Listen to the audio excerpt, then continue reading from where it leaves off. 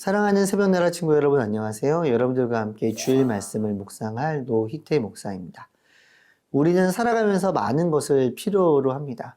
우리 육적으로는 먹는 거, 입는 것, 또 거하는 집도 필요합니다.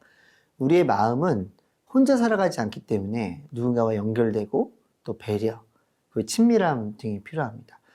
또한 세상에 있는 모든 사람들은 하나님께서 창조하신 창조물이기 때문에 믿음이라는 것이 필요합니다. 이것이 있지 않으면 우리는 혼란에 빠지죠.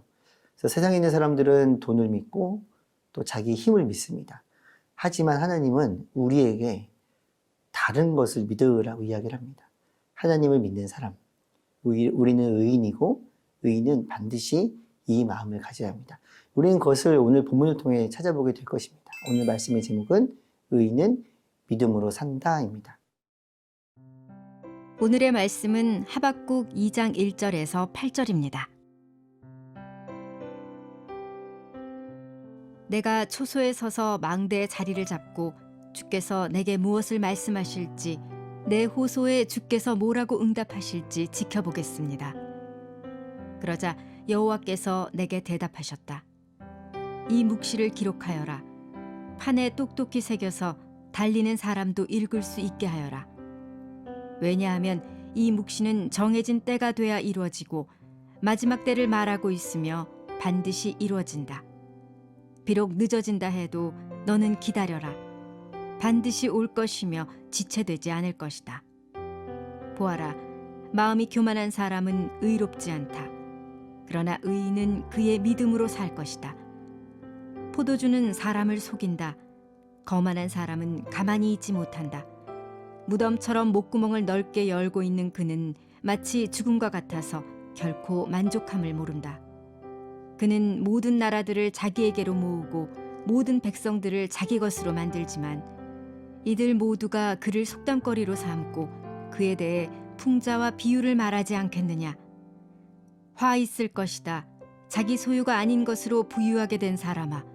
이런 일이 얼마나 더 계속되겠는가. 갑자기 내 빚쟁이들이 일어나고 너를 공포로 떨게 할 사람들이 깨어 일어나지 않겠느냐. 그러면 내가 그들의 약탈물이 될 것이다. 내가 많은 나라들을 약탈했기 때문에 그 나라들 가운데 살아남은 백성 모두가 너를 약탈할 것이다. 내가 사람의 피를 흘리게 하고 땅과 도시와 그 안에 사는 모든 주민들에게 폭력을 행했기 때문이다. 하박국 1장 본문을 큐티하면서 우리는 두 가지 질문을 살펴보았습니다. 엄밀히 말하면 질문이라기보다는 하박국의 불만에 가깝습니다. 첫 번째, 하나님의 말씀을 등한시하는 이스라엘의 백성들은 폭력과 불의를 행하고 있습니다. 부패한 지도자들 역시 이것에 대해 심판하지 않고 용인하고 있습니다. 불만이죠. 하나님께서는 바벨론이라는 나라를 통해서 심판하실 것이라고 대답을 해주십니다. 하지만 하박국은 하나님의 방법에 대해서 또다시 불만을 품고 이야기를 합니다. 바벨론 같은 악한 나라가 어떻게 자기들보다 의로운 우리 민족, 유대 민족을 심판할 수 있겠습니까? 그리고 오늘 본문 2장 1절에서 하나님, 제가 성벽에 서서 하나님의 음성을 기다리겠습니다 라고 이야기를 합니다. 하나님께서는 하박국에게 오셨고 내가 지금부터 말할 테니 판에 똑똑히 새겨서 모든 사람들이 볼 수 있도록 하라고 명령을 하십니다. 그것도 달리는 사람이 볼 수 있을 정도로 크고 정확하게 적으라고 말씀하십니다. 그 첫 번째 내용은 무엇일까요? 3절 말씀입니다. 왜냐하면 이 묵시는 정해진 때가 돼야 이루어지고 마지막 때를 말하고 있으며 반드시 이루어진다. 비록 늦어진다 해도 너는 기다려라. 반드시 올 것이며 지체되지 않을 것이다. 하나님께서는 하박국에게 알려주셨습니다. 바벨론을 통해서 이스라엘을 심판할 것이다. 그리고 하나님께서는 그 심판을 지체하지 않으실 것이라고 또한 말씀하십니다. 사랑하는 새나 친구 여러분, 하나님의 심판의 메시지는 우리에게도 지금 들려오고 있습니다. 자연의 법칙을 통해, 우리의 양심을 통해, 성경 말씀을 통해 알려주십니다. 여러분은 그것을 알고 하나님을 바라보고 있습니다. 그래서 우리는 하나님의 심판이 곧 다가올 줄 알고 죄로부터 돌이킨 삶을 살아가야 합니다.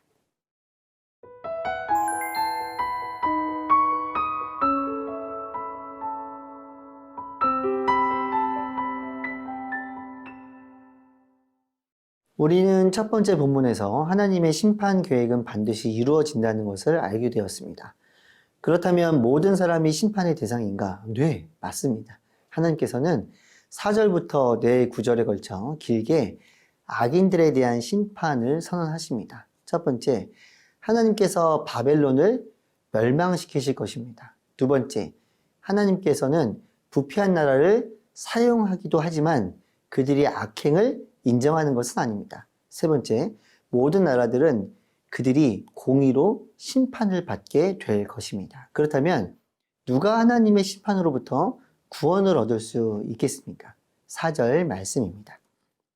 보아라, 마음이 교만한 사람은 의롭지 않다. 그러나 의인은 그의 믿음으로 살 것이다.